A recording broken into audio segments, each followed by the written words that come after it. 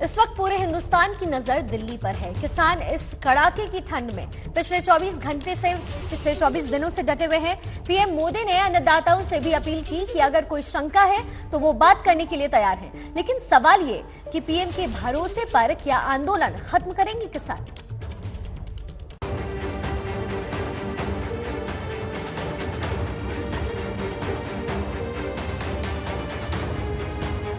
मैं देश के प्रत्येक किसान को ये विश्वास दिलाता हूं कि पहले जैसे एमएसपी दी जाती थी वैसे ही दी जाती रहेगी।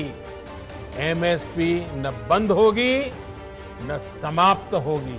जो लोग किसानों को न एमएसपी दे सके न एमएसपी पर ढंग से खरीद सके वो एमएसपी पर किसानों को गुमराह कर रहे हैं।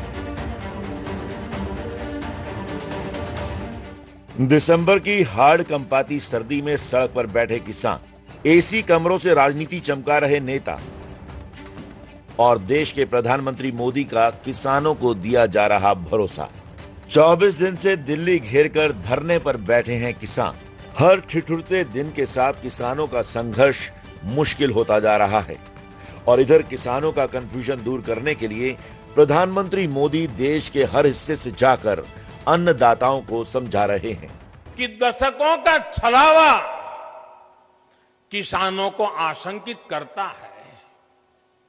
किसानों का दोष नहीं है, लेकिन अब छल से नहीं, गंगा जल जैसी पवित्र नीयत के साथ काम किया जा रहा है। दिल्ली के आसपास किसानों को भ्रमित करने की बड़ी साजिश चल रही है। उन्हें डराया जा रहा है कि नए कृषि सुधारों के बाद किसानों की जमीन पर दूसरे कब्जा कर लेंगे। देश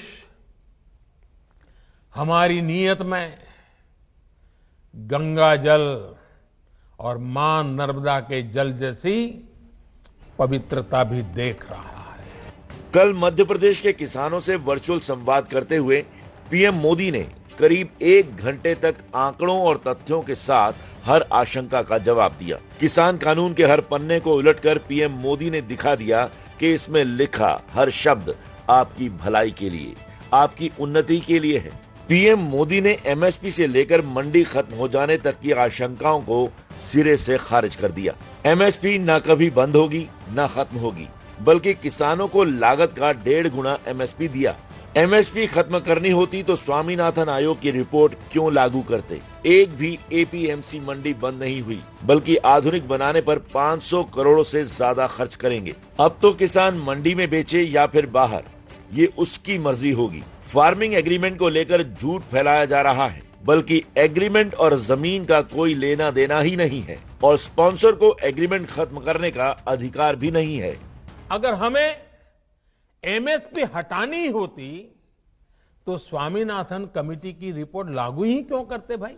दूसरा, ये हमारी सरकार एमएसपी को लेकर इतनी गंभीर है कि हर बार बुवाई से पहले एमएसपी की घोषणा करती है। नए कानून के बाद 6 महीने हो गए, कानून लागू हो गया। हिंदुस्तान के किसी कोने में कहीं पर भी एक भी मंडी बंद नहीं हुई है। फिर क्यों झूठ फैलाया जा रहा है? सच्चाई तो यह है कि हमारी सरकार एपीएमसी को आधुनिक बनाने पर, उनके कंप्यूटरीकरण पर 500 करोड़ रुपए से ज्यादा खर्च कर रही है। किसानों को समझाया तो विपक्ष से सवाल पूछ लिए कि बता तो दीजिए कि कानून के किस क्लॉज से दिक्कत है, या फिर समस्या यही है कि जो काम इतने सालों से नहीं हुआ वो अब क्यों हो रहा है। इसके बाद बारी आई आंकड़ों से जवाब देने की, तो पीएम मोदी ने धान, गेहूं और दाल से लेकर ज्वार तक सबकी एमएसपी का हिसाब सामने रख दिया कि पुरानी सरकारों में किसानों को क्या मिलता था और फिलहाल क्या मिल रहा है। इसके बावजूद पीएम ने कह दिया कि सारा क्रेडिट ले लो, लेकिन किसानों को बरगलाना छोड़ दो। मैं सभी राजनीतिक दलों को हाथ जोड़ के कहना चाहता हूं, आप सारा क्रेडिट अपने पास रख लीजिए। आपके सारे पुराने घोषणा पत्रों को ही मैं क्रेडिट देता हूं, मुझे क्रेडिट नहीं चाहिए, मुझे किसान के जीवन में आसानी चाहिए, समृद्धि चाहिए, किसानी में आधुनिकता चाहिए। आप कृपा करके देश के किसानों को बरगलाना छोड़ दीजिए, उन्हें भ्रमित करना छोड़ दीजिए। लेकिन राहुल गांधी अब भी अड़े हैं, समाधान की कोशिश को असत्याग्रह बता रहे हैं। ट्वीट करके कहा, आदत के अनुसार मोदी जी ने फिर असत्याग्रह किया। किसानों की बात सुनो, कृषि विरोधी कानून वापस लो। मोदी के इस कंफ्यूजन दूर करने के प्रयास के बावजूद किसान अपनी मांग पर अड़े हुए हैं। पीएम मोदी ने जुबान दी है, फिर भी उनके जहन में एक ही बात भरी है कि कानून वापस होना चाहिए। देश का किसान आंदोलन लड़ रहा है, इसमें बेहतरी वही होगी कि सरकार देश के किसानों की मांग मानकर इन बिलों को तुरंत रद्द करें।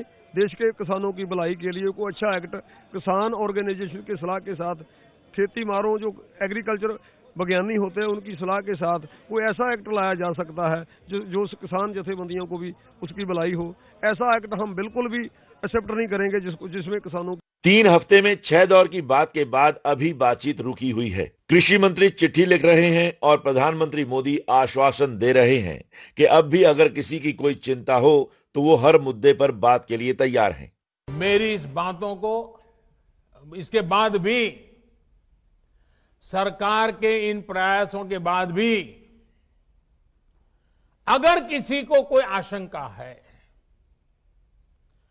तो हम सर झुकाकर किसान भाइयों के सामने हाथ जोड़कर बहुत ही विनम्रता के साथ देश के किसान के हित में उनकी चिंता का निराकरण करने के लिए हर मुद्दे पर बात करने के लिए तैयार हैं। इधर विरोध की मार से लाचार हो चली बीजेपी ने भी अब कृषि कानूनों को घर घर तक पहुंचाने और समझाने की ठान ली है।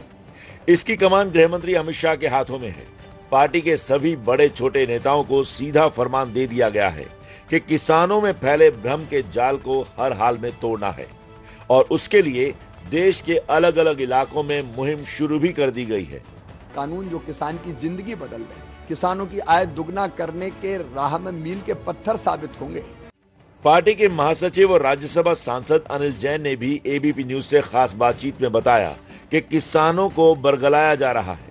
जो सोया है उसको जगाया जा सकता है, जो सोने का सोया ही नहीं है उसको कौन जगाएगा। अभिप्राय ये है कि किसान सही मायने में किसानों की समस्या के कारण से ये आंदोलन अब नहीं दिखता है। किसानों को कहीं ना कहीं बरगलाया गया है। अगर जो इसमें किसान हैं, निश्चित रूप से कुछ किसान तो हैं, लेकिन पीछे की जो सब फोर्स है वो इस बात पर है कि ये आंदोलन के लिए चलाया जाए, जैसे पीछे चलाई गई। देश में झूठ को प्रचारित करके गलत तथ्यों पर आधारित ये भ्रम फैलाकर ये आंदोलन खड़ा किया जा रहा है। इस बीच 25 दिसंबर को अटल जयंती पर पीएम मोदी फिर देश के किसानों को संबोधित करेंगे। उम्मीद है कि सरकार की ये कोशिश अपना असर दिखाएगी और आंदोलन का रास्ता छोड़ अन्नदाता बातचीत को राजी होंगे।